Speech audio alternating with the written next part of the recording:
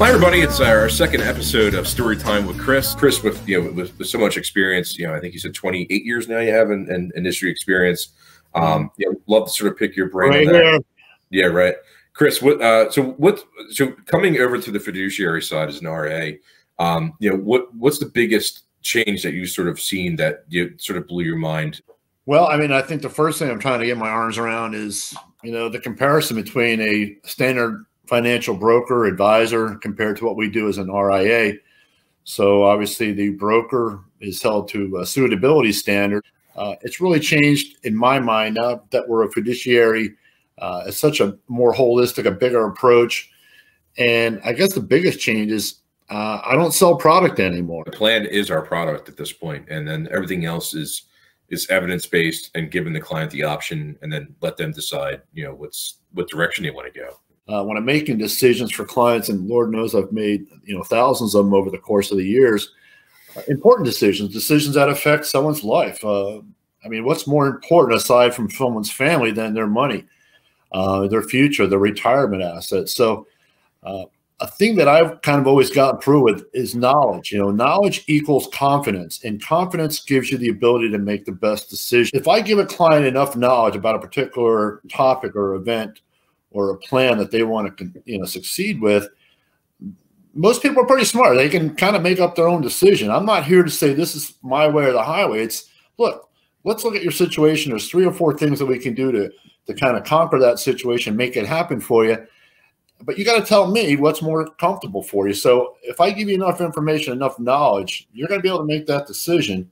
Nowadays, I see myself just helping folks understand things, making it very clear, making it very simple for them to make the decision. Obviously, we're here for guidance. I think that's a big thing right there. So over the last 15 to 20 years, as the internet has begun to mature, the idea of selling performance is becoming more and more difficult, because this in the beginning of my career, and for the bulk of yours, that was it's about performance, right? And then now, you're never going to be number one every year. I mean, it's possible, statistically possible, but it's very improbable that that's going to happen. And now someone could look it up, to a screener on a free, on a free financial site, and see that you're full of BS. Being a fiduciary doesn't mean it's perfect either. And then I was sharing with you prior, we have our own limitations. It's very difficult for us to do syndicate. It's difficult, for us to do things like structured products. We have to get our own agreements for things, for different custodians for each one of these things. So, it creates a more difficult operations, more operations difficulty than it would be to have a traditional broker dealer, and make it more difficult on us. So at the end of the day, we make your decisions, like you said, as simple as possible, that we're not trying to just, try to get an angle on you and get, 4% on a structured product.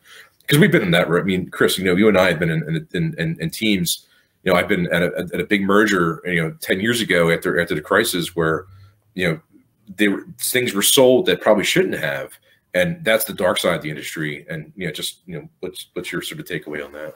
Well, no question about it. So, and it goes back to being forced to sell a product. So when you're a salesman, you work for a bank or you work for a large wirehouse, you have quotas. I don't care what they say. You have sales goals. They have to be hit on a monthly basis. So you'll hear terms like month maker. Hey, I need a month maker. I'm at the end of the month here. I need to generate 20,000 in revenue so I can get paid 40% of that. So I don't miss that at all. I mean, the pressure, the stress, the fact that it is not always is the right product or service for the client. And when you walk into a bank, they have a lot of information about you already. They already know what your yield is getting on your 40 or 50,000 that's sitting in a savings account. They already have an idea when CDs are coming due that you purchased through that bank. So you're kind of going into the lion's den, more or less. Hey, it's more, hey, you're getting 1% right now, Mrs. Jones, but I can get you into something that's going to pay you 4%. Well, we don't need to worry about the fact you're going to be locked in for 5 or 6 years, and I'm getting 4% up front. So when you stop selling product and you start having a better and a larger conversation, that's where I want to be, and that's where I am right now. Everybody from the teller in the bank to the banker to the assistant branch manager to the branch manager, and I've been all set for the teller part. There's goals, and they have goals, they have needs. I got to get this person in front of this person. You know, we have this old saying in the bank world, it's cheeks in the seats, you know. And, you know, you have to get people in your office to sit down. And once you do, then we kind of go through the information, and we're going to sell a product by the time they leave. You know, you're going to buy an annuity. You're going to buy a structured length CD, which, you know, nobody knows how they trade. There's no liquidity. They don't tell you everything. So their eye is on one thing, and that's a commission. And we don't work on commission by selling product. We basically just work on, you know, helping folks make decisions. It doesn't mean there's no stress. We have our own stresses that involve, because we're held to such a standard. To, you know, I probably exhaust you with my, you know, I'm analytical by nature, you know that. So I said we got to do this, this, and this in order to make sure that we are covering all our bases. That you maybe, if it was best interest instead of fiduciary, we probably wouldn't have to do.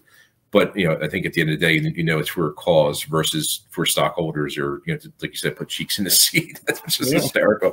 But just to, you know, and by the way, I was in that teller seat. I did that in college. I was a switcher in college. From the moment I was there, you could tell that there was a growing sales element of that. Getting away from that, always having to worry about what's coming out new. You know, we've got an equity linked CD that's tied to the S&P. We've got one that's tied to gold right now. You know. These are highly leveraged products.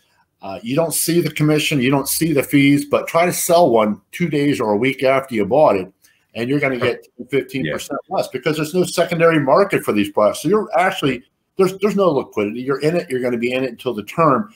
And if you get some revenue, if you get some interest, some yield after, then so be it. But it's not real clean. It's not real visual to the client. It's certainly not transparent. I think it's important to note that these products are made with best intentions for people that are going to hold it, but then somewhere in the mix, a lot of times it does, you know, it's not sold correctly is the unfortunate part, because of the sales pressures. Yeah, just a summation. Look, our you know, our platform isn't perfect. You know, we have our own shortcomings. I mean, again, we're not tied to a particular product or a particular company. We don't have sales goals. We simply want to talk to folks, help them understand where they are, where they want to be. Give them some roads to choose from, build them a map, and let them drive. Let them take the wheel and go in the direction and feel that confidence. So, yeah, it's a lot different. I always tell folks, shop around, take a look around before you make a decision, before you get caught into the lion's den. And the next thing you know, here's the press hard sign here, and you're walking out and you don't even know what you purchased. So we're a lot different than that, and I'm proud to say that I'm much happier going forward. Awesome. Well, thanks, Chris, for coming back on that story time, and we'll be back again in probably another week or two. Thank you.